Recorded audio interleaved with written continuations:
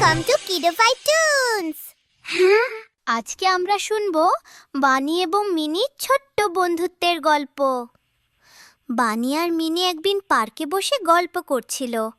হঠাৎ মিনি বাবা সেখানে এসে হাজির। বানিরা একটু গরিব হওয়ায় মিনিকে বানির সাথে দেখে মিনির বাবা রেগে ওখান থেকে মিনিকে নিয়ে চলে যায়।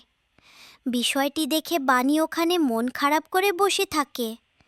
বানির মা বুঝতে পেরে বানিকে জীবনে আরও কঠোর পরিশ্রম করতে বলে।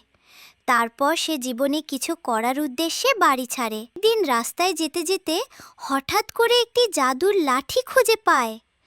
ওই লাঠি দিয়ে যা ছোঁয়া হয় তাই সোনায় পরিণত হয়ে যায়। তারপর বানি সেই জাদুর লাঠির সাহায্যে অনেক টাকা পয়সার মালিক হয়। তারপর মিনির বাবা বানির এই উন্নতি দেখে তাদের বিয়ে দিয়ে দেয়।